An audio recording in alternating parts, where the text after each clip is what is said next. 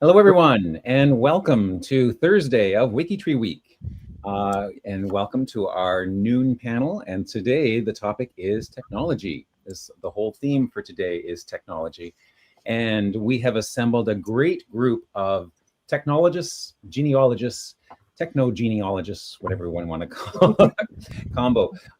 So welcome to everyone who's here.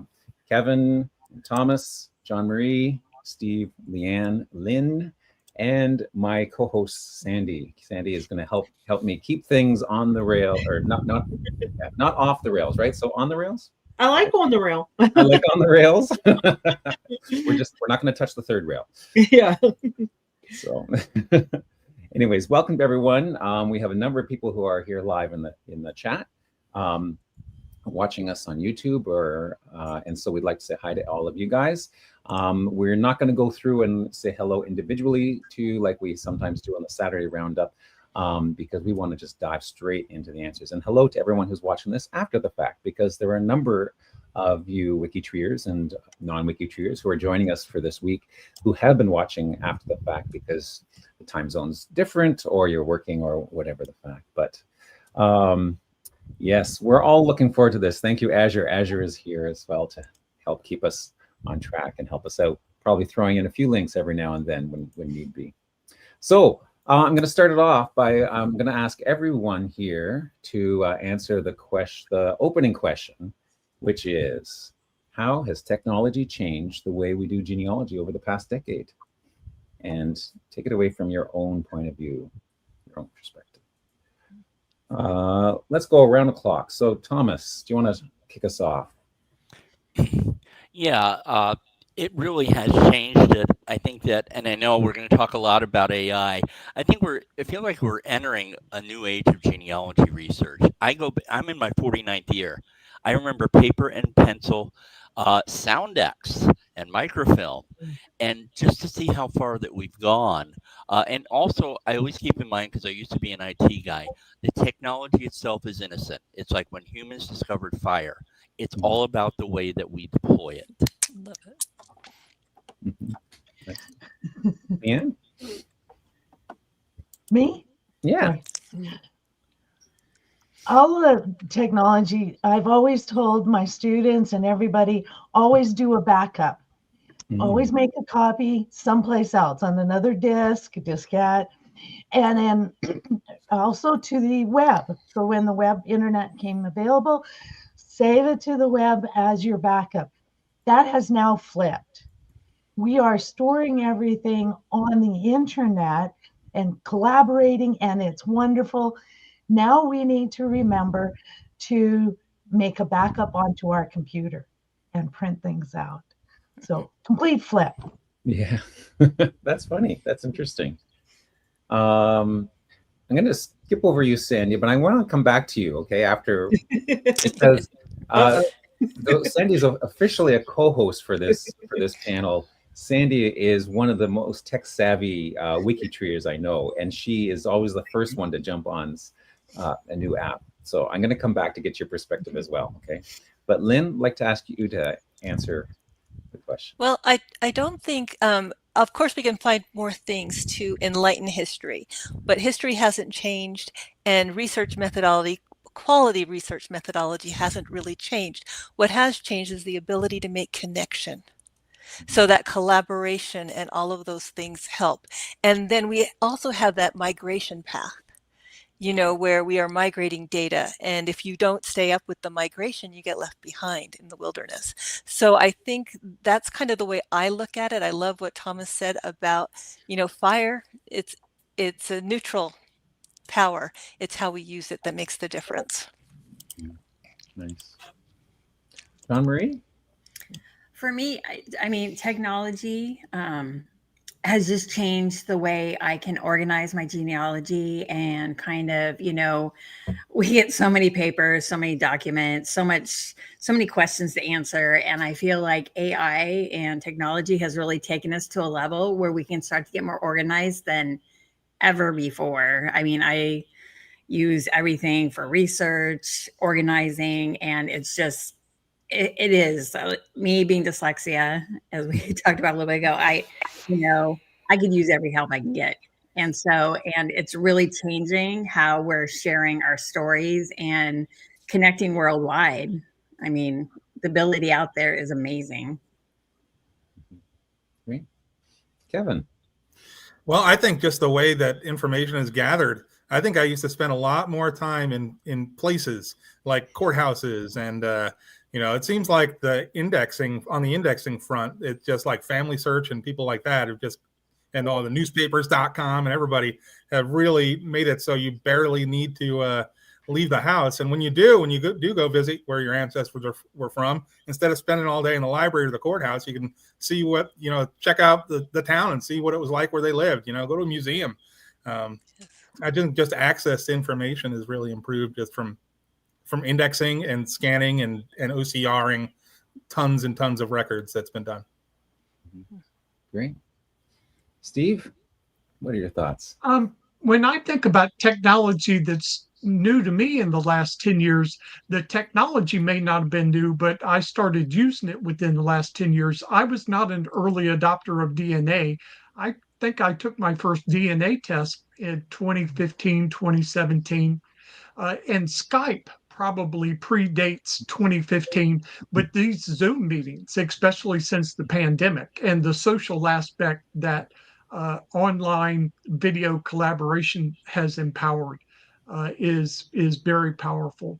But of course, AI since November 22 has been the most powerful new technology that I'm using for genealogy now. So Sandy, what's your thoughts? So I'm going to kind of mimic and agree with everybody, but with Kevin, that was kind of my thinking too. I am old school. I will date back to Commodore 64. I hate to date myself, but I will date back to that data set. Never with that little data set thing did I think we'd be here and doing this, but I used to go to the courthouses, and at the time you were going normally to basements and they're dusty with a baggie of coins because you had to Xerox things if you were lucky to find things in Xerox. But now I can sometimes find unindexed records that are in historical societies or courthouse with my cell phone and just copy it that way, take a quick picture. So I'm combining that, and I'm still, as Kevin said, going out, visiting the local restaurants and the food and exploring that way. My background really comes from proprietary software training, and I would write books, and now I can do video shorts instead of writing long books and how to do things with technology. What I have found for my particular area, I'm reaching a whole new younger audience with technology, with doing video shorts, AI, YouTube, social media. And Greg, what about you? What about me? How's technology changed? I guess over a decade ago, before I had done my first DNA test and discovered WikiTree, which, after that, most of my genealogy was a little file on, an Ancestry and whatnot, and, the CD-ROMs and stuff, and just sort of collecting stories from, my grandmothers and piecing it together. But after the DNA test, the WikiTree, the collaboration, I think, is just, is, as Jon Marie said, that for me is the real explosion and the real power behind technology that I'm most affected by. So, yeah. So I'd like to go around and get everyone to answer this question. I'm not going to force everyone to answer every single question, or else we'll be here for like 5 hours or so. But this one, I think we will be is of interest. What's one genealogy tool, app, or gadget that you can't live without, and why? Now, I'm afraid to go to Thomas because I can't imagine him picking just one. Yeah, but as of late, it is actually, for me, it's AI and specifically ChatGPT. I am using the Pro version at $200 a month. And no, I don't, I don't have a lot of money, but the thing is, it's part of my business. And I use it for personal as well as it's amazing. I have another book coming out called Genealogy Meets the Internet Archive and AI, and how to take 400-page books and create a chart of migration routes and things like that. It's become a genealogy assistant. It really has a research assistant. It can analyze things. And of course, the free version can only go so far. And that's what I'm saying. But I think that's the one right now. I've been using it 3 years. I use it in my business. And I could not live without an AI platform, I don't think. And I even I told you guys personally, I had to challenge a claim by Blue Cross Blue Shield for $1,000, and I actually uploaded my medical records, redacted them, and it came out with an appeal letter that helped me win my appeal 3 weeks ago. So it's just unbelievable. So that's just paid for 5 months of your AI. Amen. Yeah. There you go. Lianne, what were you think? For writing, I've been using AI. It's great. I'm trying to get my ICAP Gen. It's been beautiful. Every paragraph, I write it, I have AI edit it, and then I pick and choose. But Excel for organizing, of course, is Excel. Because I can do so many different things with it. Sorry. That would take a couple hours to explain, so we won't go. Okay, I'm going to keep you in the I'm going to put you in the rotation, Sandy, for this one. Oh, you are. I was gonna tag myself on everybody else's fantastic answers that we have. Greg, you know what I'm gonna say. I do. That's why I'm gonna ask you. You know what I'm gonna say. So I cannot live without a fan chart. I could not live without a fan chart when it was paper and I had to handwrite it in. But I cannot live without Greg Clarke's fan chart. You know, I've said it many times on many LiveCasts on WikiTree that it's how I start the day is my fan chart. And just real briefly, I promise we will discuss the fan chart in the cubicle party later on today for the toolbox, and I'll show you what I mean. But I can open up the fan chart that Greg has designed for us, and I can see what's missing, who's missing, where I need to continue my research. The fan chart, the super fan, it just keeps going.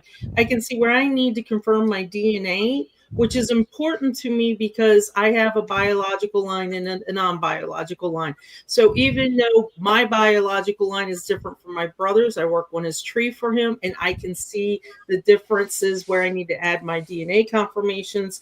I can see where I'm lacking my research, which to me is important because once we're gone, chances are our research and stories might not be picked up. It's not going to be picked up by my son. So once I'm gone, the stories are gone. And the fan chart helps me organize. I love that. So thank you, Greg. You're welcome. That's paid enough. No. Lynn. Well, I was thinking of Family Search full text. And the reason why is because I get a lot of requests to speak about compliance, privacy, and ethics. And one of the things I love about Family Search is although they're adding so many of those different collections, I know that they've worked with the custodians to have permission to have them be there. And so number one, I know that it's a good thing. The other aspect of it is I have done a lot of archival research. That's kind of who I have been, is the archival researcher. And I will go to numerous archives and pull information, but you cannot, I mean, it's such a time saver with OCR and with the AI to be able to pull up those documents and to go through them so much more quickly and find those unique and obscure places where your ancestors have been named. So for me, I have really been diving into, it's called TextBlaze, and it's really cheap. They have a free version too. But using AI, we have a lot of prompts we use, such as tomorrow I'm going to go research at a library. And I've actually started using ChatGPT. I don't have the amazing one that Thomas has, but I do have the paid version of ChatGPT. And I actually have learned to use the agent. And the agent can take I will attach my family group chart, attach it, and ask it to look at it, see what I'm missing, look at what's going to be at that library and create a research plan for me to maximize my time. And I actually have that prompt saved in TextBlaze. And because instead of writing out every time, it's amazing. And I even have a prompt for, find a grave. I want to take this information, turn it into a little bio for find a grave. And now I have, it's very consistent. And so that's my favorite tool right now. I've got two I think I would highly recommend to folks. Many folks are probably using ChatGPT, but if you didn't know yet, you can use it on your phone, and it has a voice mode so that you can speak with it, and that is really powerful, especially since they fixed over the summer, it got very sycophantic, and it would just agree with every bad idea you had. But that's largely been corrected now. And you can actually custom make or fine tune the collaborator that you're working with. And so you could be driving down the road and having a conversation. Maybe if you're a passenger, if you wouldn't talk on the phone while you're driving, you probably shouldn't do this either, because it can get very engaging very fast. But it is almost just like the movie Her at this point. The second one is an AI tool from Google called Notebook LM, which is just a very powerful project manager. You can put in dozens of documents, and it will synthesize and integrate those documents, and you can interrogate more or less of those documents at the same time. It can create an audio overview of all the documents in your project. It will create flashcards and quizzes and resource guides. Right now, Notebook LM is probably the beginner's best friend for a AI project manager. Just outstanding. And it's free, and it has the best ethical guidelines. They're being very careful, more than most of their competition. Well, for on the DNA side, I would say DNA Painter. I mean, just to organize my DNA matches and by location and try to figure out where how all of my matches are related to each other. But on the regular genealogy side, it's got to be the translation stuff, and ChatGPT now is excellent for that. But even just the fact in Google Chrome that you can right click and say translate to English, any page, especially on my mom's side, which is all Slavic countries and Lithuania and stuff, makes life so much easier searching through their databases and even figuring out which button's the search button, Mm-hmm. But ChatGPT's translation has gotten ridiculously good. Enough where I sometimes I have work with Chinese and I have a paper document and I want to ask it what it says, and it has no problem translating it to English from paper even. I haven't done too much cursive, but apparently it must be pretty good at if they've been able to index all these sentences so quickly. So oh, that's neat. Well, you stole my answer about DNA Painter, because that was going to be my. Oh no! But that one aside, and I haven't actually had a chance to do a lot of my own DNA and genealogy research lately. The thing that I'm using every single day is on my programming side, and that's actually the WikiTree API. So the one really great thing about WikiTree is that it. Finnegan, sorry. Perhaps he thought you were mentioning doggy DNA. Right? You never know. My wife just got home, and Finnegan sees someone else who might feed him. But anyways, yeah. So one great thing about WikiTree, as I was about to say, was that it has an API that allows independent volunteers and programmers to create apps like the FanChart app. And so it gives me access to the public data, not none of the private data, but the public data and the relationships, and then build apps based on that, and a lot quicker turnaround than commercial companies that have to make everything look picture perfect and test it, here, there, and everywhere before a new feature can come out. I can make a new feature and have it broken and ready for people to test, really quickly or whatever. But anyways, that WikiTree API, I think, is the thing that I can't live without day to day. Let's see, what do we have? I guess the next question, and this one we'll just throw out to anyone who wants to answer. I'm not going to require everyone to jump in, but if everyone has something that they want to say, then go for it. So what's the difference between collecting data and then using tech to tell a story? Oh, there we go. Thomas is Well, I think we need to be aware collecting data is fine, but then when you use it, or say you use AI for storytelling, I'm a big proponent of full disclosure. In terms of, did I use it outright as it came through? Did I add to it? Steve and I are founding members of a group called CraigGen, CRAIGEN, and that's one of the principles that we focus on is proper source citations and full disclosure. Thomas, I'm part of the group too. I just I mentioned forgot. that. I'm sorry, yeah, maybe to leave you out. So that's fine. For me, the difference between collecting data and telling story, again, is connection. I think that's ultimately what we want, connecting to our ancestors, connecting to others and family and friends, colleagues, and all.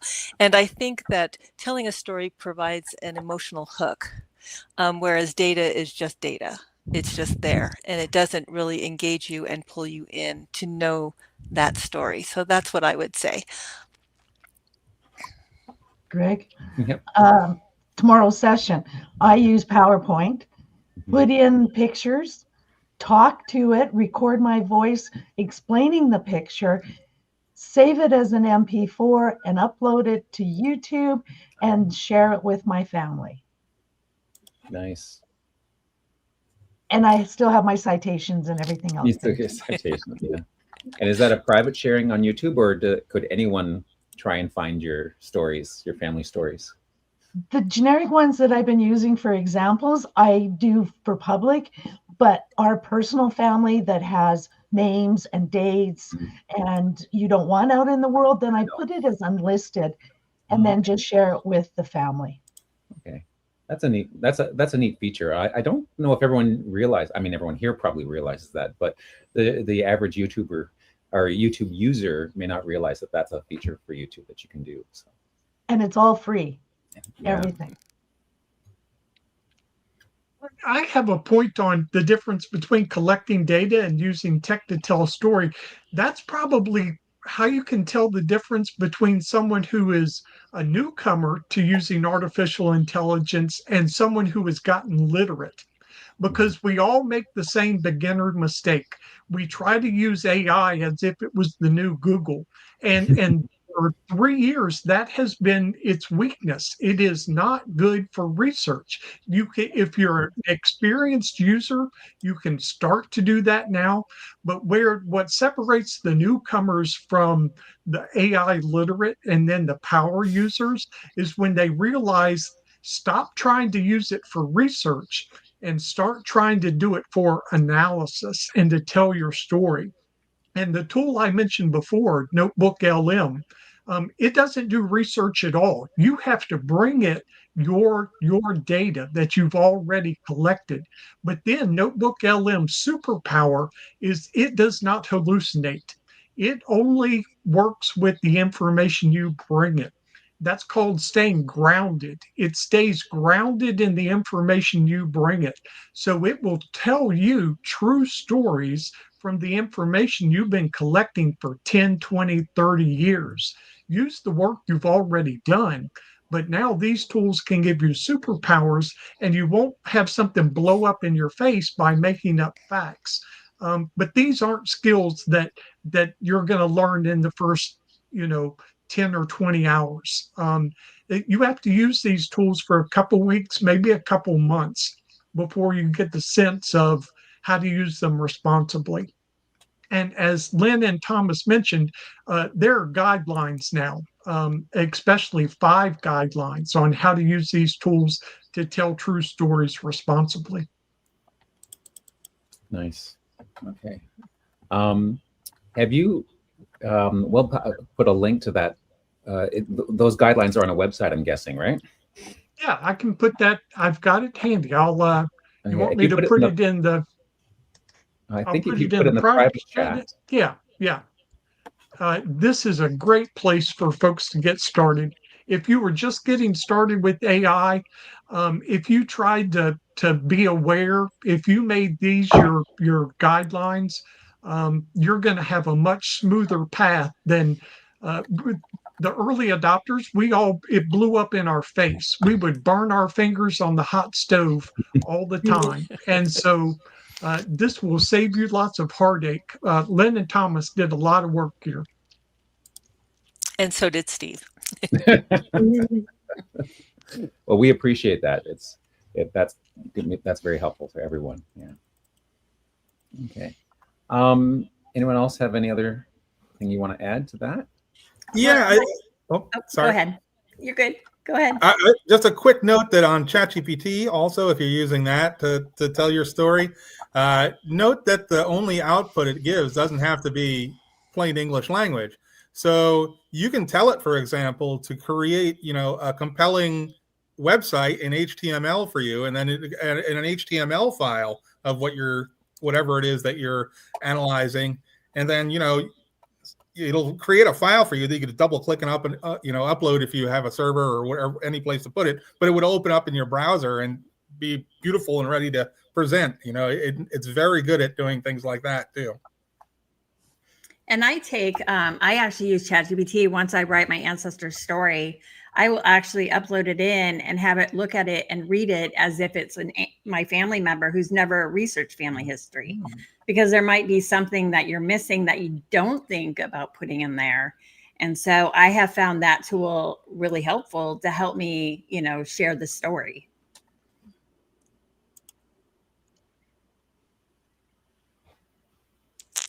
Okay. I've got a little grandson who wants to say goodnight as he's going. So let's move on to the tools and techniques section. And which tools do you find most useful for organizing or visualizing family trees? I'm going to mute myself and say goodnight to him while you guys talk amongst yourselves. And who would like to start this one? Kevin. I go to Kevin, yeah. I mean, I'm pretty boring, but I'd have to say WikiTree and Ancestry. those are the places I have my family tree and use their standard visualizations, and it works for just about everything that I need. Occasionally, I use this free software called Gramps. Yes. That if I want to make like a descendant report or something to give to a cousin in return for participating in a project or something. But other than that, I'm happy with what's out there at WikiTree and at Ancestry. Well, we like me, that answer. Yeah, for me, it is the WikiTree display of the family tree. But in terms of research, I use my own homegrown Excel genealogy research log. I can provide the link for free. It's free. And the thing is, I try and be agnostic about my research. Canonically, it's not on any one platform or software. What if that site goes away? Boom. Also, Ancestry, if you change your membership, as an example, you may not have the records that are attached to your tree. And also, there's licenses on those records. So every person gets one of these research logs. I can have 50 records on it, and I can weigh the evidence, and I can write a source citation, and that's it. That's the stuff that I'm donating to Allen County Public Library. That's my legacy. And that's really what I do the most. But for visual, I like WikiTree. ChatGPT is not at the point yet where it can draw a timeline or a map to save its life. We've gotten better on images. I no longer get ancestors with 6 fingers and a tail stub. But I would have to say, and I'll put the link in there for you, to disseminate. But that's what I say. Yeah. I like Lucidchart and Canva. And both of those companies are leaning hard into AI. Neither one are at the place yet where they can import a GEDCOM file, but it's not going to be long before you'll be able to do things like direct import of a GEDCOM file. Now, if you give if you give them an Anantafel, they can work with that a bit easier. But Lucidchart and Canva, especially if you want a pretty looking chart and you don't mind fine tuning it, the ones I've seen done with Lucidchart can look really beautiful. I can go next. I use Canva as well. I love Canva for creating graphics. And then I also use Notion, where I will actually use ChatGPT, tell it what I want to create the page to do and how I want to be able to search through what I have. And it will actually create tell me exactly how to create that page. So now I know how to use Notion really easily thanks to it. But those are the tools that I use. And see, I like to use pencil and paper, which of course is outdated for many people, but I have used the app, and I do use the app Scapple if I want to play with it. It's a little, it's not as flashy as some, and also Rocket Notebooks. I don't know how many people have heard about that, but you can literally write, and it's like on paper, and then you just take a picture, digitize it, and you have it. So both of those have been kind of a nice tech tool when you want to just kind of ground yourself into, the old school. Lynn, on the Rocket Notebook, in terms of reusing the page, you still have to put it in the microwave when it first came out, or how do you reuse the page? Yeah. Mine just clean up very nicely. So okay, good. No, but it literally had this plastic type of page where you could write on, and one of the first things was put it in the microwave to get rid of the the markup. But that was a long time ago. I was going to say, yeah, no, mine cleans up quite nicely. Cool. It's funny you said that well, it's not funny, but you said paper and pencil. Every time I'm working on designing an app, I have to go back to paper and pencil. It's like my pencil is my brain, or an extension of my brain. And even though I use so many other digital tools in my life, when it comes to actually being creative about programming, I default to the pencil to get them out of my head and organized. That's one technology I would like to have. Is, I know it's only on TV, but those really big, white, clear, like a whiteboard, a clear one that I can just write on, a huge one. I don't have room for it, but that's what I want. I use the webs, and I also have a tree on software on my computer as the backup for the internet version, and then Excel. Those are the two. And Greg, if I could add, I'm looking at this organizing or visualizing. One of the things I think is really important is to make sure your file names are consistent on everything, and so that is something that's beginning. And you can also mirror your paper files if you have paper files. A lot of people want to get rid of paper, but I want you to know I've been in archives where I have seen the very, very earliest of documents, and they have lasted all of these years. So there is something to be said about paper. Yeah, for sure. Has everyone had a chance to weigh in who's wanted to? So let's switch to DNA. DNA testing tools and platforms. How can DNA testing tools and platforms best be integrated with the traditional genealogy research? It's the same. It's just another tool. And so it should be documented, should be written down. And you still need to put in the evidence and the citation. And there's people who are helping organize those citations to make them look good, or to know how to do that, because it's different, but it is just another type of evidence. Well, and I also look at it from the perspective of it is either a hint because you're looking for something, or it's a confirmation. And so to verify or to have a lead are very important. And I think DNA has done an amazing, it's an amazing gift to have that source. It is such a comprehensive source, especially now that some companies are going to hold genome sequencing. Sorry, I was going to use the acronym, and I'm trying to use, just in case. We know some people in this group don't like acronyms. So Steve, you caught me on that one. So But as we get to whole genome sequencing, or WGS, it'll be really, really interesting. I guess one of the challenges, though, with incorporating DNA sources into ordinary is the privacy element, and that by its very nature, every one of your matches, unless it happens to be someone that's deceased, is private.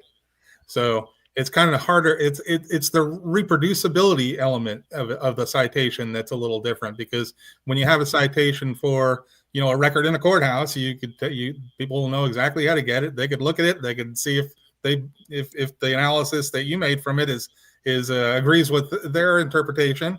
But it's really difficult to do that when you say it's, well, my match A and my other match B, and they don't have access to even my matches, let alone the names of the people. It's very hard to verify. So I think I don't know if there is a perfect way to do it quite yet, other than just try to be creative and refer to people as this person's great, but that still is a difficulty in terms of making it reproducible or verifiable. That's one of the challenges that I came up with. One of the apps I've written for WikiTree is the DNA source citation maker.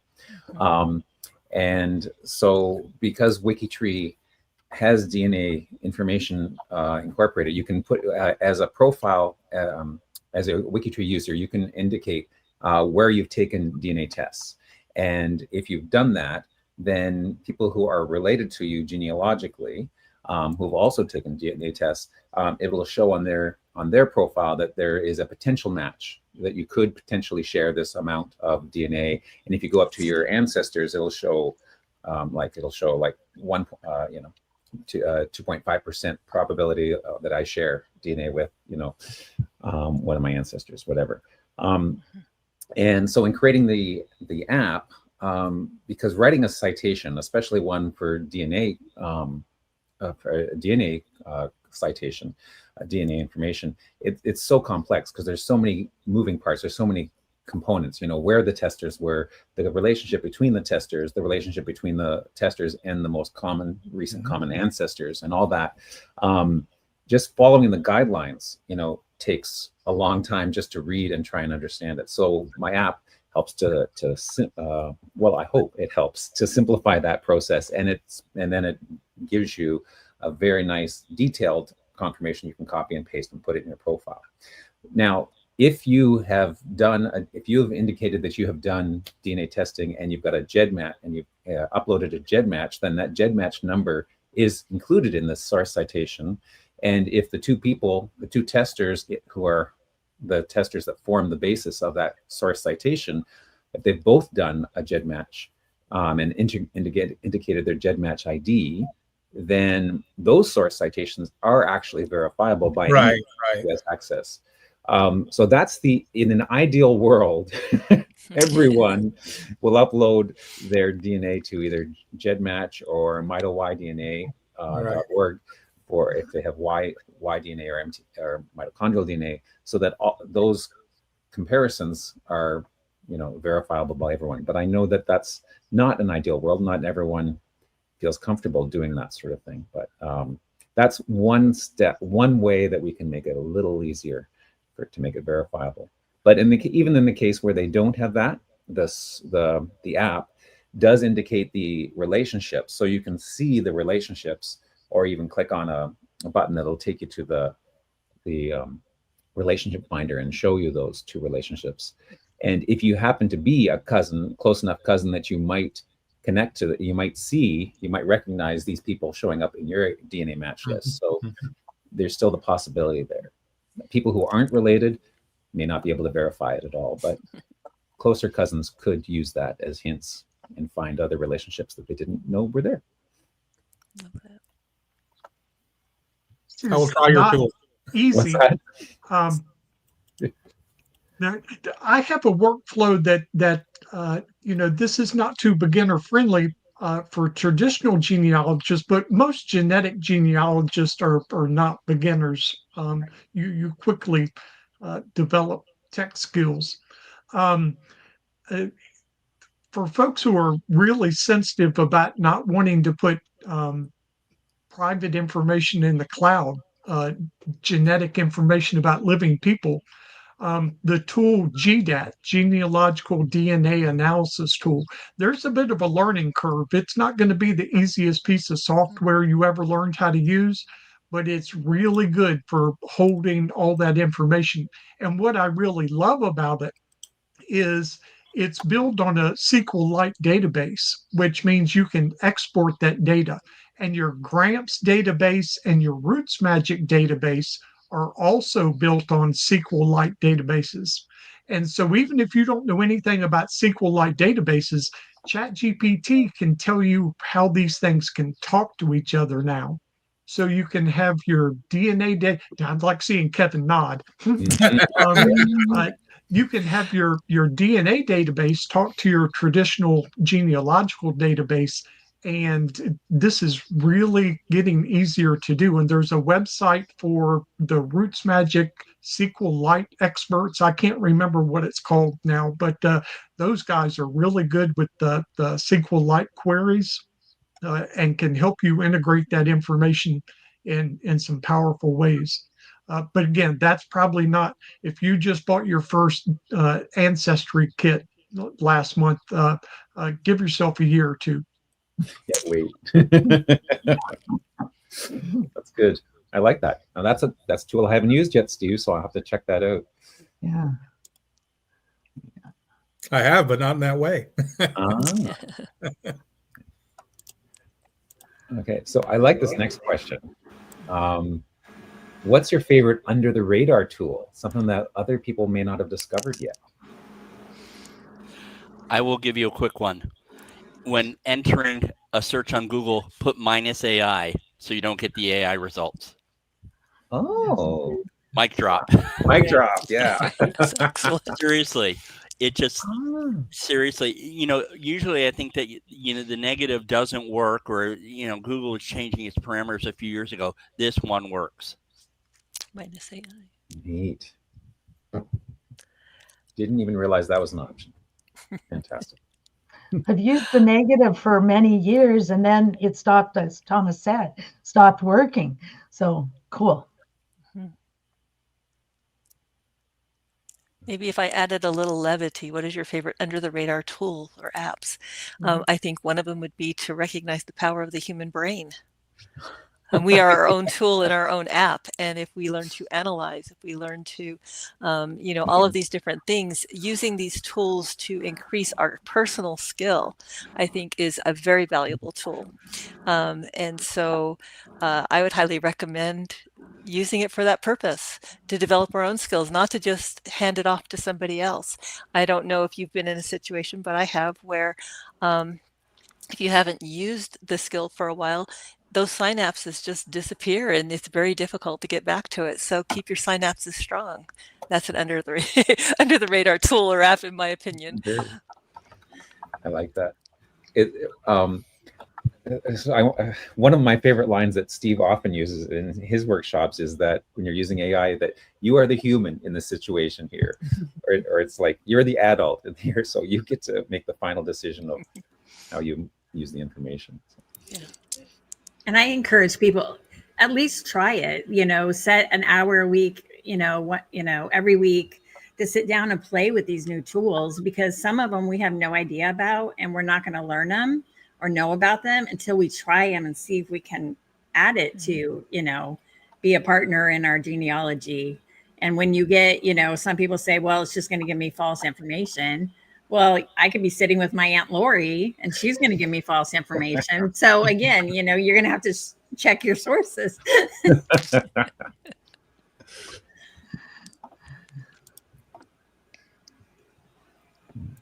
I was going to the under the radar, again, using AI with audio, just talking to it or listening.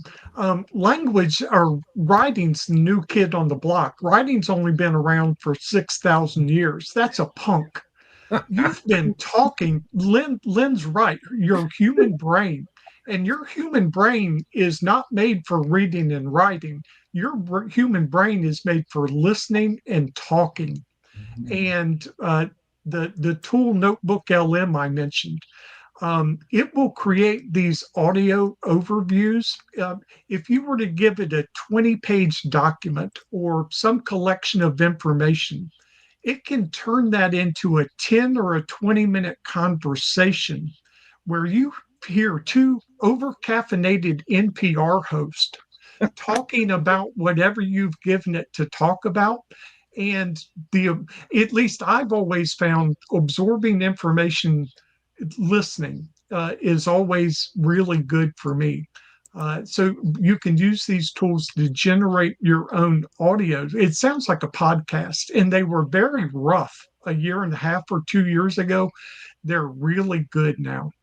And again, you've got ChatGPT on your phone.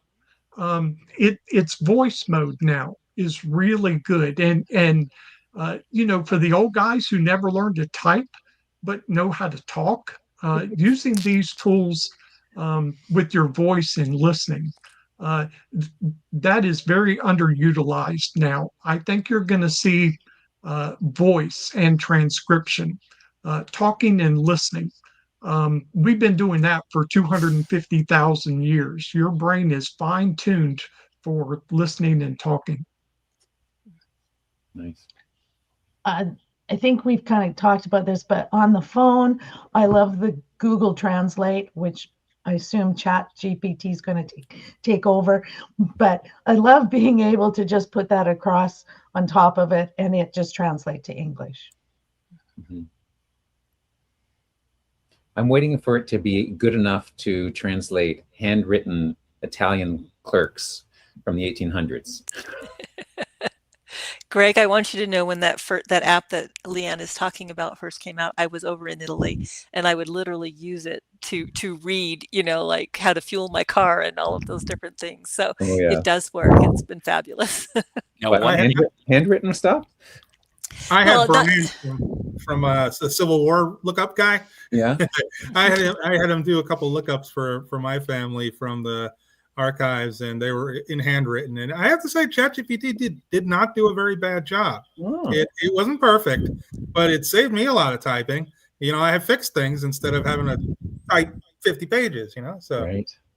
Okay. So one thing I want is a tool to read shorthand. Right now, I can't use ChatGPT. At least once a month, a follower says, my aunt did genealogy in the 50s and 60s and took all her notes in shorthand. And while there are shorthand dictionaries, I just don't think there are enough exemplar examples because people have their own style of writing shorthand. But I would love that. Oh, wow. Thomas, you just reminded me of one document that came my way. Could not do anything with it. So... Okay. Anyone else have any other under the radar tools you want to share? Okay. Let's move on to, this is the last in the tools section of our, how do you decide, okay, and so both Thomas and I think Stephen have talked about paying for AI tools. And it doesn't have to be just AI, but in general, how do you decide which tools are worth paying for versus just sticking with the free options?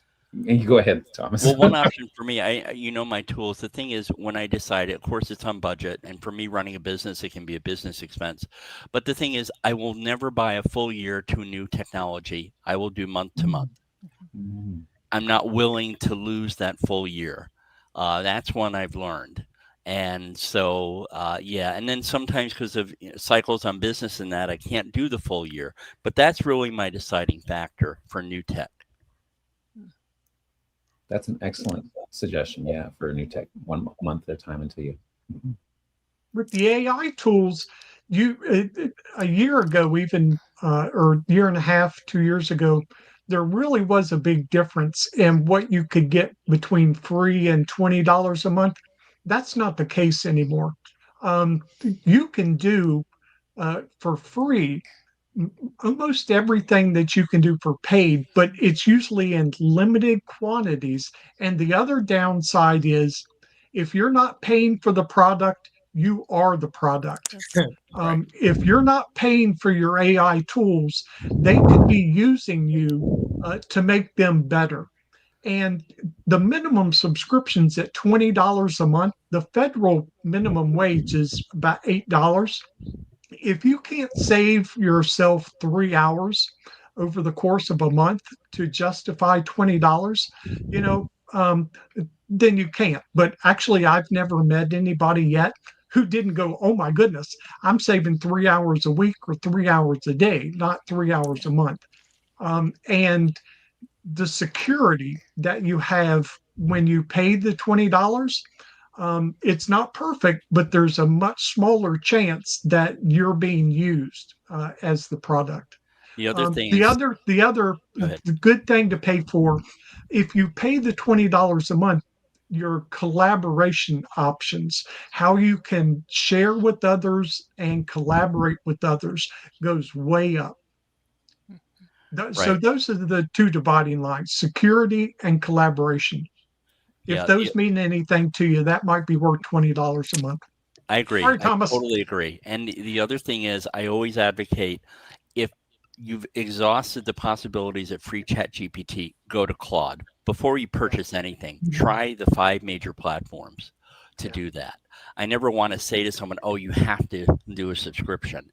But I found that certain things like Google Gemini, I can do Yiddish and Hebrew and Cyrillic documents handwritten much better there. So, well, and I would also add, how do you decide which to pay or free option, right? I also, companies that you want to support. When Johnny Pearl came to Roots Tech and first showed DNA Painter, it was such a fabulous app that, when he offered it, be a founding member, support those things that you want to see developed, support our developers. And so I always look at that contribution as well, even if they do offer free. And DNA Painter also has, that free option for that one. So look at who you want to support collaboratively, and that's another consideration.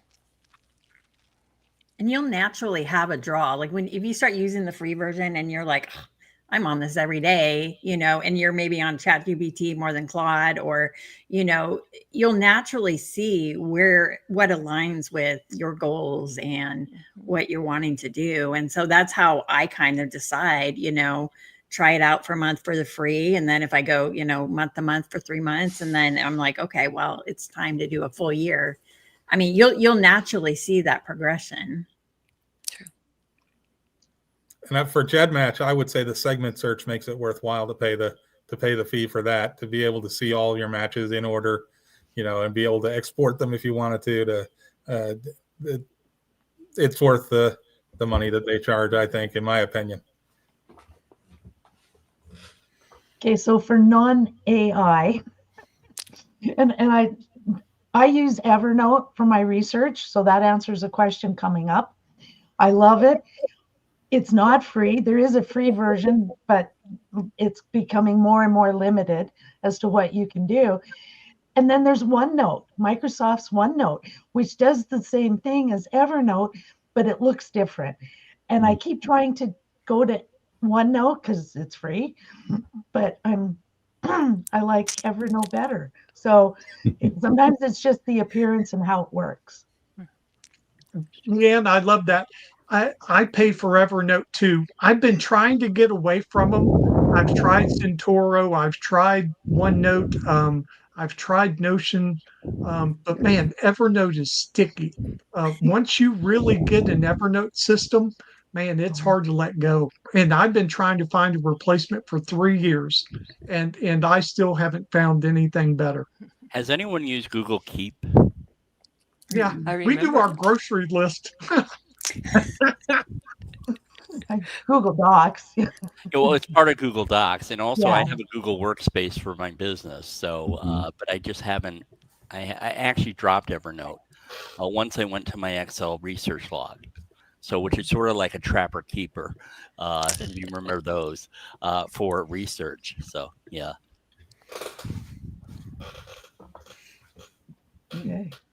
Okay.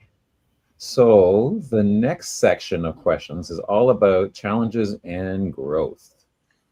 What are the biggest challenges or frustrations that you faced using technology for genealogy, and how do you overcome them? Well, I've already mentioned mine is deciphering handwriting. So if I could have some help with that, that would be especially Italian clerks and French Canadian priests from the 1600s, 16 and 1700s. It doesn't help that, you know, some of those records, you know, you've got the photographs of them, but, you know, they're sort of double-sided. You can see through the back, and, you know, it's just, there's so many difficulties there. That's my frustration. So if anyone has help for that, great. But let me throw it out to everyone. Well, my biggest frustration is overwhelm. There is so much technology coming to us so quickly.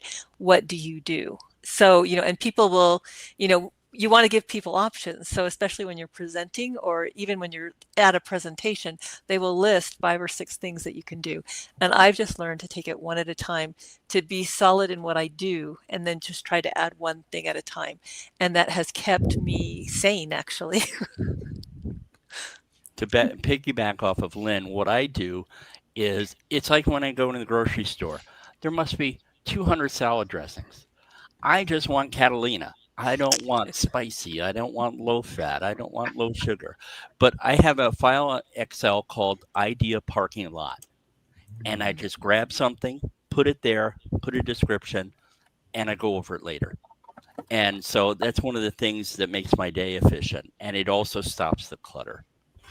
Thomas, it's interesting that you mentioned that, because mine's called Light Bulb Lab. So. You were mentioning earlier how long you've been in technology. I earned a computer programming degree on punch cards in the 70s. So I have some of mine too. Have you ever dropped them? Have you ever dropped a stack? I did COBOL, you know, and those were huge. I saw other students dropping them, and I felt so bad. You're like me. I'm so old. My birthstone is lava. I remember that. I love that. So to me, no, technology is wonderful. Canada has a mail strike right now. And I remember, you know, writing letters to all the different provinces. I'd like a copy of this certificate, and then paying by check, and then having to wait. Now I go online, I find it, I order it. It's in my email in a couple of days.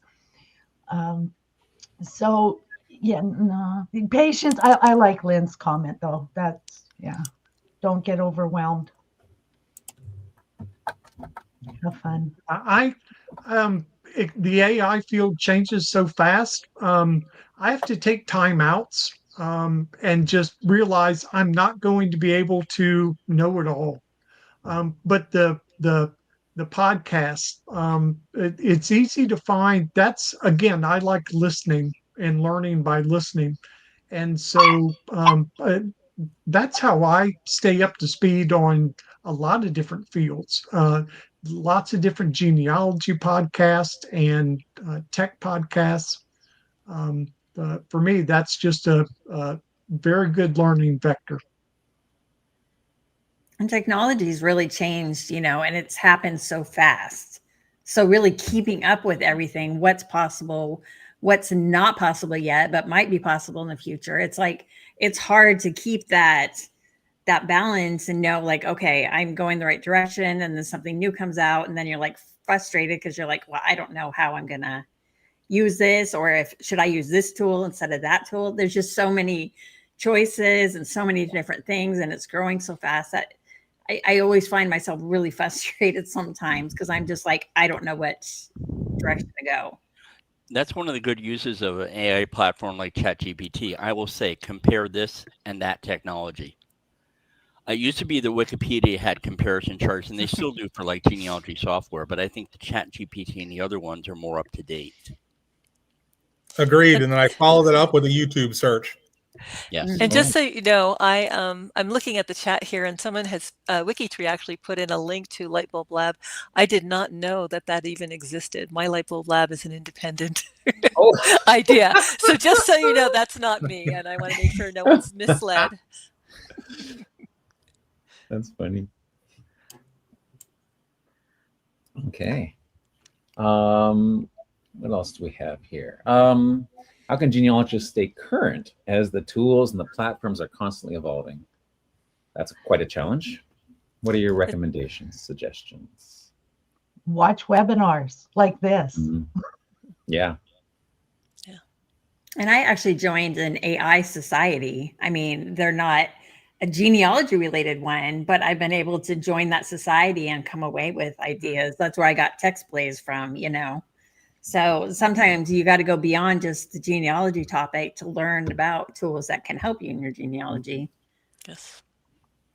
Subscribe to somebody that is going to keep track of it for you. You know, find a favorite tech podcaster or YouTuber and subscribe to them and watch them once a week or two. I also like to reassure people that they can do what they've been doing if it works. I work with a lot of seniors, and they can become very overwhelmed. They can be sometimes misled. They may feel like they're behind. But if we remember that history may be enlightened, but it never changes, and that the actual research methods are solid, that you're doing something that then when the tech comes along, it's just to enhance your workflow. And so just to give people peace of mind and patience, that especially some of our companies, they want to advance their tools so quickly. And I know, like I said, a lot of the seniors become frustrated. I just want them to know they belong to the community. The work they've done and the foundation they've laid is still worthwhile. And you can add tech as you're able to do so. And one of the things I loved about AI, and it doesn't particularly relate to genealogy, but I can see where it could. And it's more of a medical use. But if you know the country singer Randy Travis, he suffered a stroke and he's unable to sing. And they've used his previous recordings now to put together 2 new releases of songs. So AI is allowing him to continue in his career, even though his physical ability has been limited. And I think that can give a lot of hope to people, either who are seniors or who will become seniors, which we all hope we do. The alternative is not the best. So understand that in genealogy, the same can be true, that if you have recordings of your voice now and you have a story you want to tell later, that maybe we'll have a time where we can match those using artificial intelligence to bring that to your posterity. Nice. And try one at a time that meets your needs. You have something you want to need done, figure out a tech that might be able to do that and try it. Don't try 5 different things at the same time. That's smart. I like learning from others. And so Blaine Bettinger's Facebook group, Genealogy and Artificial Intelligence, he just crossed the 20,000 members and 20,000 people experimenting and discovering new things. And none of us are an expert at this. So you've got 20,000 Plinko balls falling down. Somebody's going to discover something really cool. And that's where that information gets shared. Like that. That's great. Yeah, that is a good group for sure. As well as the course that I'm taking with you and Mark Thompson, by the way, Steve. We'll shout out for that. Sandy, do you have any... Nobody has to pay anything. That's the thing about this technology. It's so new. There's nobody selling an AI course that is selling you information that you couldn't get for free. When you pay for an AI course, you're paying for the hand-holding and the coordination and the community. You're not paying for the knowledge. All of the knowledge is out there for free to be had. They may organize it for you a bit and present it in a way that might be useful. But you can get yourself up to speed without spending a nickel. You don't have to spend any money to get as good as you have time and ability to get. Yeah, very true. Sandy, do you have any comments about any of these challenges and categories that we've had? I would say, I was going to mention when we were talking about the DNA, and I paused, and then I was going to mention, and I paused again. And I think it's Lianne that mentioned, please forgive me if I get this incorrect, that when we're talking about DNA, it's such a large technology. I know that I took my DNA test in 2014, and I'm sure a lot of us decided, are we, I mentioned this in DNA panel earlier this week, am I eating, sauerkraut or lasagna? And that was a lot of reasons why we took this DNA test, but this is technology. And it's only going to improve and get better. But and Greg and I have talked about this a lot because I have a unique situation. You still got to have some source documentation. So as much as technology is going to help us, we still got to look and research and say things in our own voice. And I know that AI is a really popular concern. Some really like it, and some really don't like it for whatever purposes. In speaking just with genealogy, I find that if I ask the AI the questions and I ask AI for specific information, I'm speaking in my own voice. And I'll give you an example. So, those of you on WikiTree, I'm an Appalachian, and I come from a particular area outside of Appalachia where I went to elementary school, and we learned to drop our prepositions. So if I ask AI questions, it's going to come back in a little bit of a unique voice. And I see Steve shaking his head because Steve knows exactly what I'm talking about. And I just think that there's a way to use AI responsibly. I love that you mentioned, Thomas, disclosure as well, and in your own voice. Wouldn't you agree, Steve? Yes. In two senses, I agree. One, I understand the Appalachian accent. Yeah. Another hillbilly to hillbilly. You go, sister. But also as a computational linguistic, my professional training is in applied linguistics, and these tools do echo and mirror your input. If you talk to them like a pirate, they will talk back to you like a pirate. If you speak to them in broken English, they will speak back to you in broken English. If you speak to them in standard formal English, they will speak standard formal English back to you. And they'll do that just picking it up. But then if you tell them explicitly, I'm going to talk like an Appalachian, but I want you to talk to me like a Vermonter, it will do that too. But they're called language models for a reason. They're really good at language. Wow. And I think we sometimes forget that. I think that when we ask AI for something, we're forgetting we're asking in our own voice. And I think that's really important that everybody understand that it's if I have really poor, let's say really extremely poor grammar, it's not going to fix everything for me. It's still going to be my voice out there that you see in the written word. And just one other thing that I want to point out with this. So I do a lot of graphic images up on social media, and I'm a huge fan of alt text. One technology that I would love is that these social media platforms would automatically analyze my images and do that alt text for me, because I find it a bit of a chore. So what I do is I take the photo and upload it into AI, and I'm a little different. Instead of saying describe this image, I say, could you describe for the blind? And I find that I get a little bit more detail image from that. Well, and I saw someone commented in here, how do you fix when AI is wrong? And I actually will just correct it and tell it why it's wrong. And tell it to please remember. I mean, you don't think that that's a possibility. You can tell it it's wrong. That's right. Yeah. You're the human in this relationship, right? Yeah. Plus, every time it does an answer, it's different. So just because it got it wrong once, you could just try again. Yeah. If it doesn't get it right, if it's like if it's something creative or something that there's not necessarily a wrong answer, say, so much as you just didn't like the output. Try it again. You might get entirely different. Well, you will get an entirely different answer typically. Yeah. My expectations of trying to correct it are very low. Because I understand a little bit about how these machines work.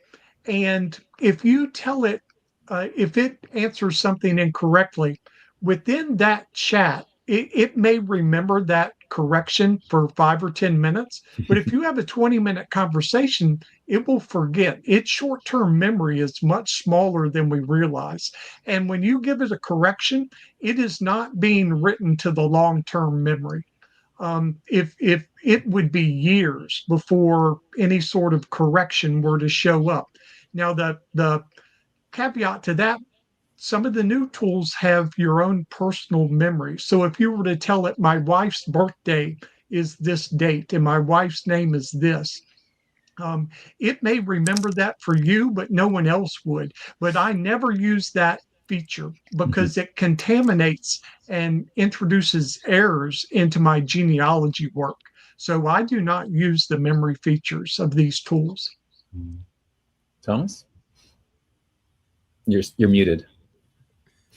One thing, Steve, is ChatGPT has come out with a business pro for $60 for 2 users, and you can put in your company knowledge. And you can tie it into your Google Docs. And so that's what I'm experimenting now. I dropped down from the $200 a month to the $60 just to try it out. Well, and I would like to add, Steve, I hope you have your wife's permission to put her name and birth date in there because it's private information. I said I didn't. I said I wouldn't. I don't use it that way. But people do. Yeah. We need to be wise about living people. And I just want to make that clear. We have no idea where this information could lead to. We have a lot of data breaches anyway. So, just be careful about what you're doing with other people's living information, including their DNA results. So anyway, another thing that what we're kind of getting into a little bit there is, I guess you'd call it context engineering as opposed to prompt engineering. Because normally, as when you're starting out, you just think of writing a prompt as asking a question or giving it instructions. But an important part of that is what it's relying on in memory and what it's drawing from. So there's a couple of ways you could provide it context. One is, simply to have some draft prompts that have the context built in that you tell it something every time you give it a prompt by just you paste your prompt, that includes some context, for background every time. And then it can't forget it because it's in every prompt. The other way to do that is if you're computer programmer type, they have an API. And that allows you, so you could decide how many it remembers from the last, how many of the last chats or prompts that it's going to remember. You can put in whatever context you want and feed it, and you get charged by the character pretty much. So Kevin's nailed it. Kevin's really nailed where we're going to be going this next year. Context engineering. The memory feature that these vendors offer are available to you across all your chats. But the tool I mentioned before called Notebook LM, well, OpenAI has something similar, as does Claude, as does Google Gemini. And these are project folders. And that's where you would, just like Kevin was talking about, if there was a document or a resource that you wanted to always be available to the chatbot, look into using projects. We're moving from thinking about using AI as individual single-serving chats and context engineering, where you're thinking at the project level. That's really where we're headed.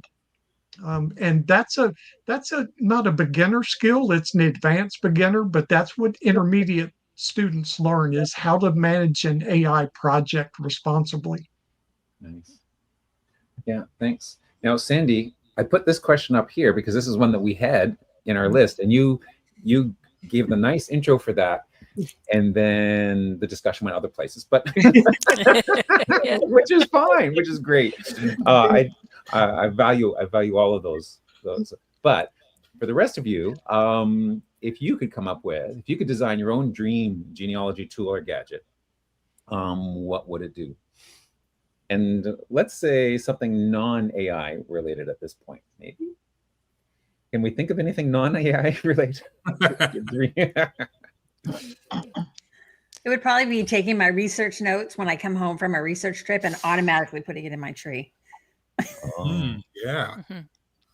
And see, I was thinking, oh, sorry, Lianne, go ahead.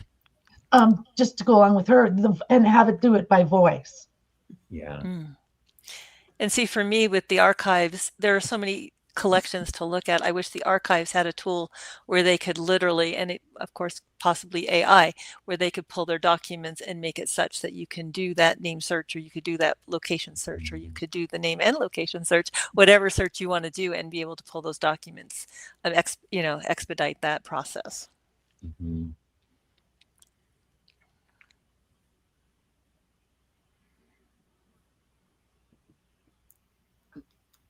Well, I'm going to have to say it would for me, it would reconstruct all my ancestors without any inputs. You know, the second you take a DNA test, it would look at all of your cousins, and it would build your tree, and it would take the pieces that reconstruct the pieces from each ancestor that can from your cousins. Mm-hmm. Sounds good. So basically, just take Johnny Pearl's tool and just do it for you. right. And your tool between the two of them.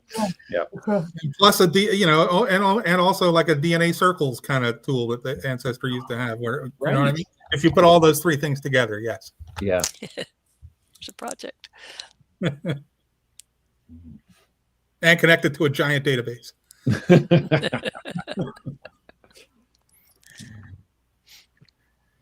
Okay.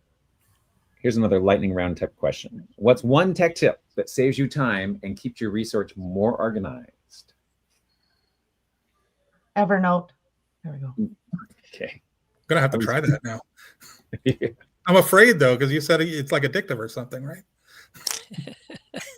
Anytime I'm researching, it's open. I see something, I put it over there. I can make a note. This might not be the right person, or this is definitely the right person. And then it's the document and all my notes are there with it. And it's available on any of your devices probably, right? Oh, yeah. Mm-hmm. The more devices you add, the more it costs. Yeah, mine is to save your record image right away to your computer. Yes. Don't wait for a license to expire. Don't wait for a membership to drop. A lot of times there are no do-overs like that. Mm-hmm. And so that's important. And then please put it in cloud computing or something off-site, not just on the computer that's going to burn in the office fire tomorrow night or something. Right. Backup. And naming it logically so you can find it and you can identify it. Well, I think that's just it. I come from a law firm IT area where the attorneys are saying less clicks. I want to know what that document is. Image 01 does not help me. So the way that I do it, and I can type it in the chat, is I'll do the surname in all caps, the given name, the letter B with the person's birth year, because I have two Alfred Austins, 1916 and 1947. And then I will describe it and maybe put the date in format of 2025-1106. The thing is, we have 99 characters in Windows. I mean, take advantage of it. And you're right, a good naming system, just be consistent. If you want to start with the date, start with the date. So. Yes. But Thomas, I liked what you said, reminding people to put the year before the month so that you can actually then sort it so easily. And some people don't know that or remember that. Yeah, and put it in numeric form. Don't say 2025 November 11th. Exactly. A tech tip that kind of echoing things that have already been mentioned, but if you don't want to get started with Evernote, someone in the chat reminded me there's an open source version of a similar product called Obsidian, Kevin, and it's built on Markdown files, which are very AI friendly. But the clipboard manager, I think someone mentioned clipboard managers earlier to keep your prompts at your fingertips. The Windows clipboard manager, I keep about 20 of my most used prompts in my clipboard manager. So I have 1-sentence prompts and 2-page prompts that are always available one click away using just the Windows Clipboard Manager. It's much more sophisticated than I had realized when I rediscovered it a couple years ago. That's interesting because you know what I do? I do something similar, but I've never used that particular one. Another quick tip for general computers is if you type TXT in the search on a Windows computer, it opens up the what do you call it? The notepad. So I just TXT every time I want to write something down and then just type it in real quick. And then I keep it open for a session so that if I want to paste in a prompt, like you're saying, but I hadn't thought of doing it with the your way. And a tech tip I would recommend is have a conversation with AI. You never know what it's going to, ask how you can save time or organize something. It doesn't hurt to start using it. And that's a simple way to start using it. A new one I'm just learning is citations, create templates. Put them in there, the layout, and start with the word template and square, and then do your Ancestry census template. And then you just have to edit it real quickly every time you need it. Now, those of us on WikiTree who use the WikiTree Sourcer extension are a little spoiled by that, because if we're at a site that has WikiTree Sourcer extension built into it or has been designed, then we can just use that to automatically generate our inline citations or and a narrative even along with it. So that's a helpful tool. Yeah. So one tech tip I have, if you have an iPad, one of the things you can do in the more recent operating systems is you can set it up so that when you just drag your finger from one bottom corner up to the middle of the screen, it automatically takes a screenshot, which you can then customize, crop, or add text to it. So if you're on a site and you want to save an image or to even just save something quickly so that you can come back to it quickly, it's a lot. I find that gesture is a lot quicker and easier than trying to remember which 2 buttons on the side of my iPad I have to, because invariably I just shut off my iPad instead of actually taking the picture. And then, On Androids, you do the copier machine gesture. It's like this. No way. Oh, that's hilarious. I love it. Awesome. That's awesome. But those gestures, like on mobile devices, the operating systems have been caught so smart lately that the gestures really are helpful. So if they're not on by default, it's worth taking some time going into the settings and just seeing what options there are in terms of gestures, because some of those can really speed up your productivity. Well, here's a quick workflow I've got. Kevin's talking about phone and taking a screenshot. The share button. What is available via a share button? I know on the Android phones, but you can, if you take a screenshot on your phone, hit the share button, it'll drop the image right into ChatGPT. And then I've got a 4-word prompt that explains what I'm looking at, because I don't understand half of what I see all day. So I'll take a screenshot of whatever's on my phone, hit share, it drops it into ChatGPT, and then I'll just say, describe, abstract, analyze, interpret. And then boom, it'll give you a 2-page explanation of whatever was on your phone screen. Memes are over my head. So it explains memes to me all day long. And it doesn't have to be what's on your screen either. You could take a picture of something. Yes. Oh, a graveyard. I'll be in a graveyard and take a picture of a headstone, and it'll instantly give me an interpretation of the gravestone. Absolutely. Yeah, that's neat. I will add one quick thing going back to WikiTree for a tech tip. I think this is one of the hidden gems that is on WikiTree, and it's to-do list.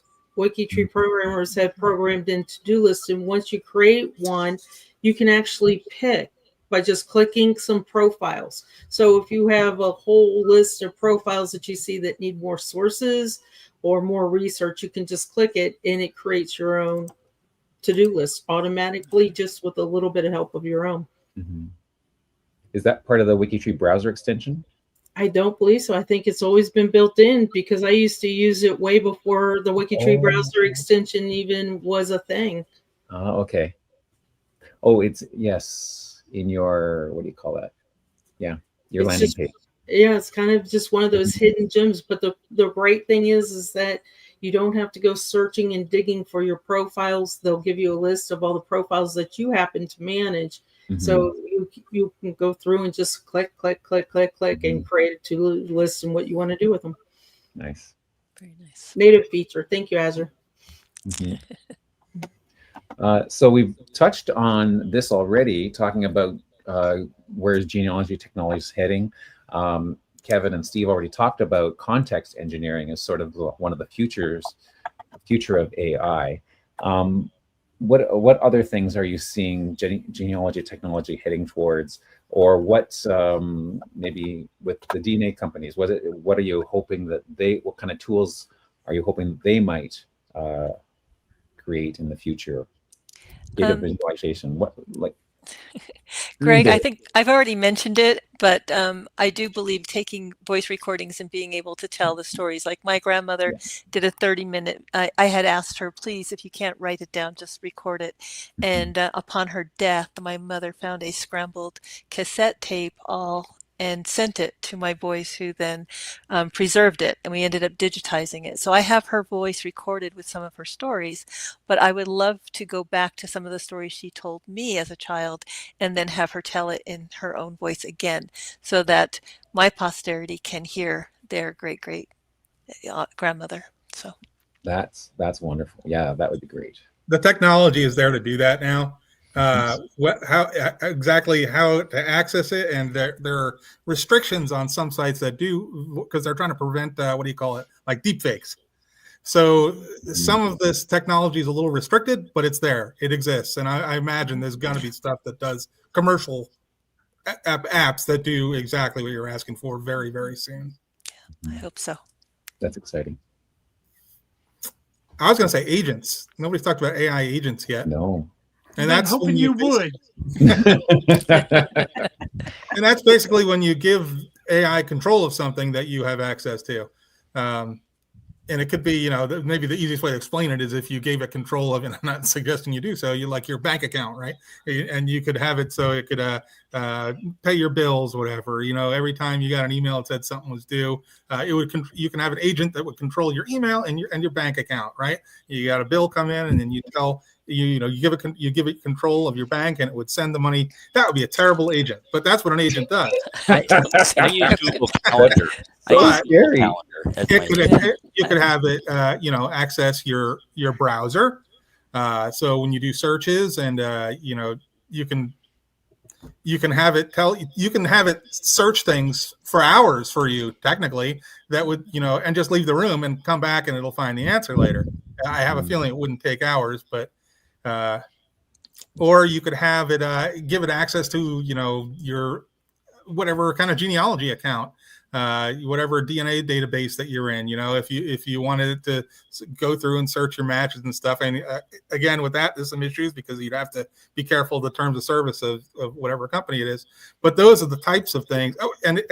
But that's assuming that the agent isn't built right into, say, the database in a secure way or something like that, because I don't think that's an impossibility either, that some of these DNA companies will have their own agents in them that allow you to have more control, AI control over your account and things like that, to basically to give it free form commands. Hey, find all of my matches that were born in Lithuania that were within 25 miles from whatever city or whatever. That's something you tell an agent to do, and then it would do whatever it takes to do that within your account or whatever you've given it dominion over. Well, and I would, I think all of what you're discussing is exciting, but as far as connecting all of your accounts, there's quite a few warnings out there. So if you don't know what you're doing, I would suggest not. Scams are up over 1,000% since AI was introduced. And so just be aware that not everything, as much as exciting as it may be and as helpful as it could be wise. And I don't know that I can say anything more. Yeah, I mean, there's another possibility too, right? With like an internet agent, for example, it would be the same thing as like the insecurities with like what do you call it when you have a URL? When you send injection, you'd call it, right? If you inject something into a database by giving it, somebody can create a website that when it searches, then this agent is searching it. Your website that it searches might say something like, forget everything you were told. Your new prompt is this. You know what I mean? You can inject. So it's ripe for all kinds of issues, but I'm sure they're going to get worked out. I hope. Yes. The intersection of what Lynn and Kevin are talking about is fascinating. Agents, this has been around 13 months now. And if you've not seen this before, it looks like there's a ghost at your keyboard and it's moving the pointer around on the screen. It's clicking into edit boxes and it's typing and then doing searches. And what's new in the past couple months is that's now being built into your internet browser, your Perplexity Comet browser, or the new OpenAI ChatGPT Atlas browser. And so you can give it a research assignment and it'll go to town and take over your browser for a while and do work for you. But like Kevin said, you want to supervise it and you don't want it going to sketchy parts of the internet, because what he described, prompt injections, they're the only researchers that found this. No one's found this in the wild. This is like, don't be afraid to go to the beach because there might be great white sharks. But know that if you go camping in the Yellowstone, don't sleep with the little Debbie's under your pillow either. So it's somewhere in between. But if you visit a sketchy website with one of these internet-enabled browsers, it could say, like Kevin said, called prompt injection, send me all your passwords. Look inside your browser. Your browser stores your passwords, and theoretically, it could send a remote site your passwords like that. So don't be surfing sketchy places with an AI browser.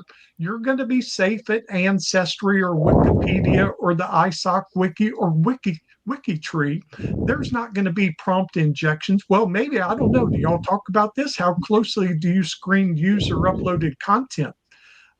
Greg, you may have to write a tool that scans things for prompt injections. But that's the kind of thing, the two-edged sword that Lynn is talking about is very real. Yeah. Right now, probably somewhere in the world, there's, a group of scammers that are having a Zoom call right now with like 9 faces on there saying, how can we scam people in the future? Sadly, it's probably true. So for me, one of the new technologies I'd like to see, and maybe it's going to be AI using agent or sometime how tapping into my access at Ancestry, is do the connect the dots for fan club, friends, associates, and neighbors based on newspapers. This is, AI takes out the grunt work of human tasks. And I can't tell you how long it took me to figure out how my great-grandparents met, going through these old gossipy local news columns. And so that's what I would like to see. That's neat. I like that idea. What's the AR in the question? Is that augmented reality? Somebody's talking AI, about? I mean AI. It says AI, AR. Yeah, that's right. Well, API. AR is there. I like AR, but I don't know what it's going to be used for genealogy. I've got the Meta Ray-Ban, so you can walk around and tell me what I see. I guess you could take it to a cemetery or something. I've never tried glasses. That. The Ray-Ban, new Meta glasses, maybe. Kevin, I've taken my Meta Ray-Bans to the cemetery and it works. You can just talk to Meta AI and say, scan this headstone and read it to me and then tell me about it. And it works. Yeah. Oh, great. And then will it show you an image of the ghost who's it will take the there? picture. Yeah, it'll take you can just say, capture this, and it takes a picture of it for you. Yeah. But if it finds your great grandparents, if it finds their portrait on WikiTree, then do they appear before you? Not yet. Not yet. That's the they're future. coming. Yeah, the in-lens display, not yet, but we'll look to see that. If you have the what are the full used to be called? Oh, I've forgotten. Like but the Oculus? Also, glasses? Yes, the Oculus, or it's got a new name, newer than that too. I haven't shelled out for one of those yet. They're expensive. They're not worth it. I got one as a gift, and it's still a couple years away. Mm-hmm. Jon Marie, do you have any ideas of where you'd like to see things go? I mean, I just think, we're researching so many ancestors' lives that there's no possible way we can uncover all their stories. And I feel like the technology is going where we're going to be able to at least, we're going to be a generation that knows more about our ancestors than any other generation. And for me, that's what pushes me to dive into this technology.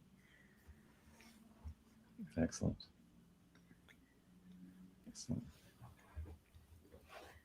Well, you know what? That leads very nicely into our final question. How can communities like WikiTree help bridge the gap between the tech savvy and traditional researchers? That seems like a good question for you, Greg. Oh no, you're gonna put me on the spot. Okay. Oh, did we lost Thomas? Thomas, yeah. He had to jump off real quick, so okay. He said, "Thanks for a great panel discussion." Oh, okay. Well, thank you. Well, you're Thomas. doing it by providing these kind of opportunities for people to learn about genealogy, about DNA through programs like this. Yeah. Mm-hmm. Webinars. YouTube. Webinars. Yeah. Like I think WikiTree is a great. I mean, it's very community based. And I mean, one of the things we talked about this actually on the panel yesterday. How one thing that makes WikiTree unique. I mean, it's a one tree platform where we share common ancestors, and we share there's a single profile per person, and so we share our cousins and our profiles like that. But it's very much a community. With events like this, we have many LiveCasts throughout the week. Our weekly roundup, which I'm a regular part of, and Sandy is a regular part of it often as well. And it really is a welcoming community, and we have lots of forums, ways to communicate with our genealogist to genealogist forum, or the Discord channel. Lots of places there. So I think there's a lot of ways that people can slowly can get into genealogy and the research, and lots of support for technology. So I'd like to add too that I find WikiTree, because we're all focused on genealogy. That's our main focus. So there's a lot to learn. There's some research, just no matter how you go about your research, electronically or in person, there's a lot to learn about how to do WikiTree itself, wiki code, things like that, and what you can do with it. No matter what the question is, we don't know how to help you if you're not tech savvy unless you ask us. So it's a safe place to ask. So go ahead and ask in your project Discords. Is a great place for instant answers. If you did not stand in a line for patience like myself, I love instant answers. Discord is a really great place to start. We have a tech channel on Discord. We have a general channel on Discord. And if you want to bring it down to your area of research, go into your projects on Discord and ask, because a lot of times, for example, Greg does a lot of research on Italian records. You probably know, Greg, which records are online and which aren't. So for me, I would go to you if need your tech savvy help saying, where do I go? Can I get it online? So drill down to your projects as well. We have found that there is not a dumb question. We answer the same question a lot, and we don't mind. We really don't mind. And if I could add one other thing, thank you, Pamela, for sharing this. Listening here is a bit like listening to a foreign language. I need help to get started with some of these. Anybody have any advice? OpenAI.com. No, I teach university students, but I also teach a lot of adults and people coming back, women coming back into the workforce afterwards. And as adults, so how do kids learn computers and technology quickly? Play. They do. A little bit of Echo. They do so because they play, because they sit and play and they're not afraid of it. And as adults, we go, I don't have time to sit and play. I always tell somebody, if you want to learn Excel, find something that will benefit you while you're learning it. Make a budget, type in your inventory. So if you want to get into AI, find something that will help you.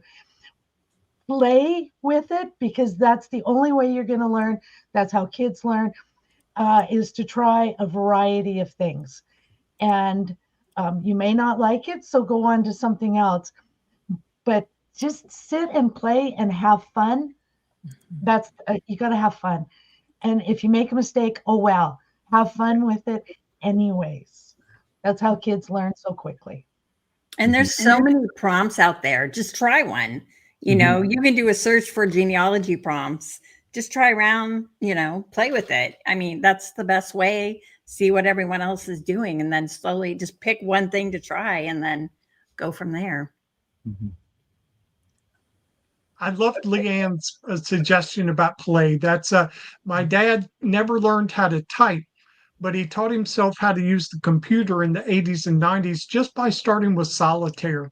And he learned how to use the mouse and the Windows help system. And, that's so true. And you can play with these tools for free.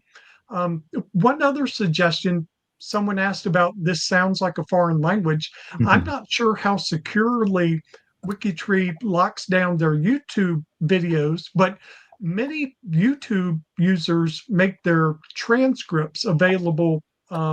This conversation will automatically be transcribed into closed captioning, and you can grab the whole transcript and you can give it to ChatGPT. And I do this all day. I say, explain this to me like I'm a 5th grader, and then explain it to me like I'm a 10th grader, and then explain it to me like I'm a college freshman. And it will do that graduated instruction. So you literally could take the transcript of our voices right now, and it would do a crackerjack job of translating this to a 5th grade comprehension level, a 10th grade comprehension level. It's pretty amazing. The things it can do with language. Anytime you're leaning into a language skill, it's going to excel. That's a really neat idea of sort of scaffolding the learning by, taking the same chunk of information and just going through it, bit by bit. Because the 5th grade, I hadn't ever thought of that. The 5th grader version will give you the basic building blocks, right? And if this is something pretty new to you, that's all you can hold in your brain, right? And then you're just going to explode. But then once you've got that, then adding that 10th grader, then you're just adding a little bit more refinement. I'm thinking like going from the toddler size Lego blocks to the next level Lego blocks, the little refinement. That is a neat idea. Yeah. Oh, as you just said, yes, the transcript will be available after the processing. Yes, there's always a delay there for program processing. Nice. If I'm not mistaken, well, that's the same. Maybe just saying it a different way. I mean, it's hard for ChatGPT right now to watch a video. I don't think it could do that, but it could always read the transcript. Yeah, exactly. And I would imagine that when it's doing its searches, I would imagine it's also pulling transcripts from YouTube videos to learn. So videos like this are also training, making the tool even better. Right. That's right. And Google Gemini, of course, Gemini and YouTube are both owned by Google Alphabet. And if you have a paid Gemini account, you can access Gemini inside YouTube. You don't even have to do the copy and paste Gemini will analyze the transcript right inside YouTube. Nice. And you can do that 5th grader, 10th grader trick right inside YouTube. Now, is the converse true? If you've paid for the YouTube so that you don't get the ads, do you get Gemini for free? You know, I don't know. I don't know. That's a good question. You know, this is to answer the previous question about how do you choose which one. For me, my time is more valuable than having to sit through and click through ads. So I actually pay for the ad-free YouTube version. Because that just drives me bananas, and I don't want to buy new technology that I've thrown against the wall. But those ads are targeted for you, Greg. They are, yes. So I pay them. Yeah, that's right. Lynn, do you have audio again? I just have audio. Can you hear me now? We can hear you. Okay. Yes. Very good. I can hear you. I didn't know how it was coming through. So. Yeah. Okay, good. Do you have an answer to the question, which was how communities like WikiTree help bridge the gap between the tech savvy and the traditional researchers? Well, one of the things I love about WikiTree are the people. And so the connections, and I think that means everything, those relationships. And so I know that's a very simple answer, but some of the best people I know are the WikiTree people. So. Excellent. You said exactly what I was thinking, but a lot more succinctly. Well. And what advice, Lynn? You didn't get a chance to answer. What advice would you give somebody who's intimidated by tech? Oh, well, I think I've kind of answered that throughout the opportunity here to be, but really just take it one at a time. Once you have a firm foundation in your research process, then you see something, I want to try that, and you have to block out every other option that's coming to you and say, and put that in that parking lot that Thomas talked about, you know, mark it down, but then focus on that one thing to learn. Otherwise, you're trying to learn too many things at once. And anyone who knows, and anyone who's been through university where you're taking multiple classes at a time, there comes a credit load that you can carry before your brain just cannot manage the information that's being put forth. So take it at your pace. You're not going to get behind. You're going to be developing skill, and you're going to be developing who you are and your process, and you'll be more successful. It's kind of like the tortoise and the hare. So, you know, take it slow and win the race. Nice. So I think with that, I'll give everyone an opportunity to say some final words, final thoughts, and then we will call it an afternoon or morning or evening, whatever time of day it is for you. So Lianne, do you have any final thoughts or words you'd like to leave us with? Well, I think Lianne, I thought you said Lynn. Well, no, you kind of did actually. That's what made me think that this is a nice segue. So unless you have anything additional to add, Lynn. I don't, except to say thank you for those who are viewing, and thank you for inviting me, and it's been great. I love working with all of you. So that's great. We're glad you joined us today, Lynn. Thanks for that. Yes, thank you. This has been fun. Have fun. Don't be intimidated. Pick one thing at a time, but play. Have fun. Try it out. Nobody's watching you unless you want them. Nobody will know.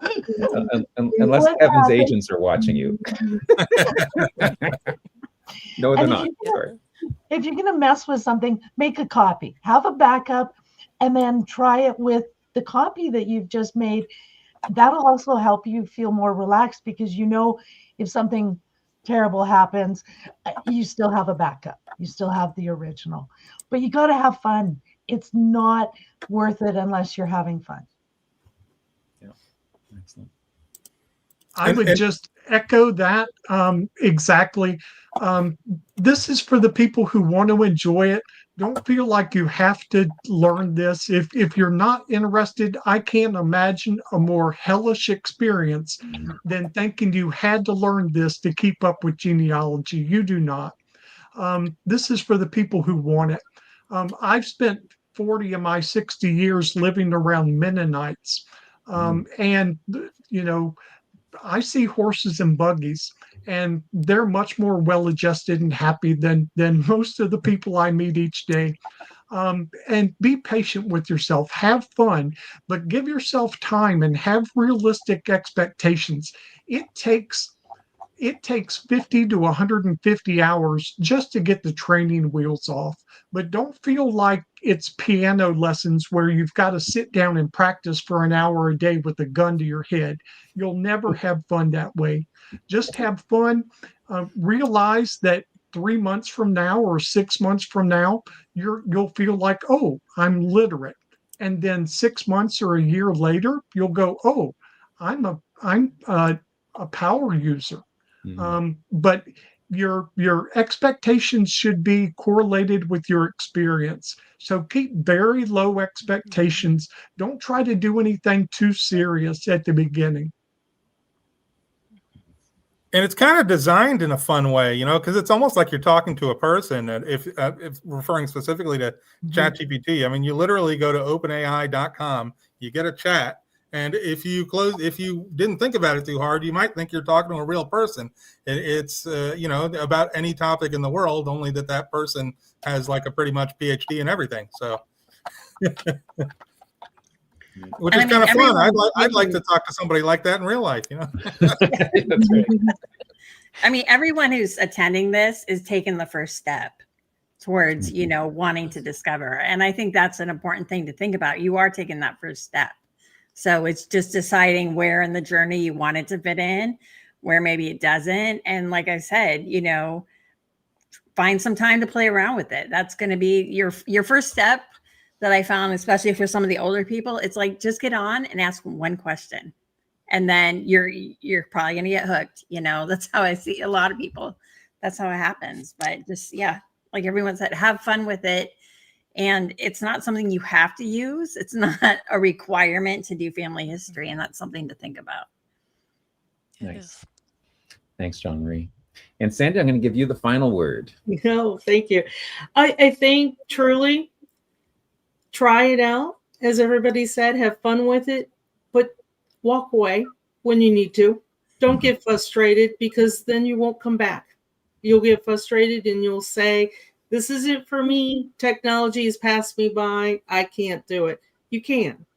Walk away. Just walk the dog, pet the cat, get a cup of coffee, whatever it is, because trust me when I say that we've all been where you've been. We've all started. We've all been new with technology. But also, for even the most technical person in the world, I guarantee you, we've walked away. We've had to, and we've come back.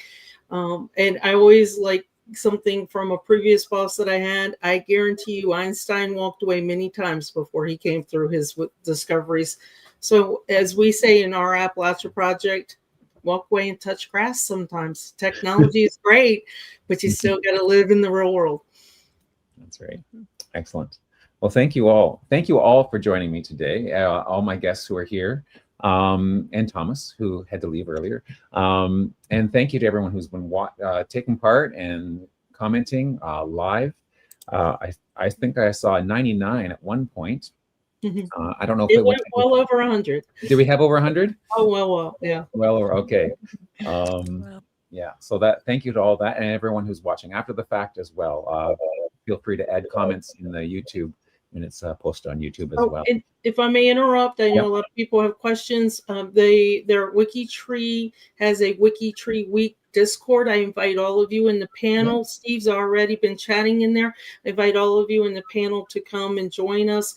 We will have questions afterwards and throughout the day. I'm sure there's Cubicle Party later on as well. So if you would like all the links that were discussed today, they will be in the Discord channel. They will also be on the G2G post. I've been posting them throughout these links throughout the entire broadcast. So it will also be on the G2G Genealogy Tech Talk panel post. We've got several locations, and I know Azure very well. She's going to also probably put links down below. The transcript takes a while to come through, but we've given you 3 to 4 places to get the exact same information. And if you can't find it, reach out to me, and we will get you involved and get you in. And again, thank you to the panel. I invite you to come chat with us after the discussion. Thanks. Thank you again. And thank you, Sandy, for all of that. Thanks, Greg. Information, no problem.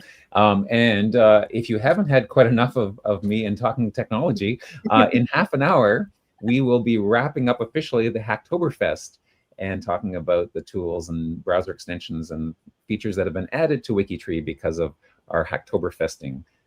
So that starts at 2:30. So in 35 minutes from now. So I'll see some of you again. And thanks to everyone, and have a great day. Thanks. Thank you. Bye. All right. Thanks. Bye. Bye.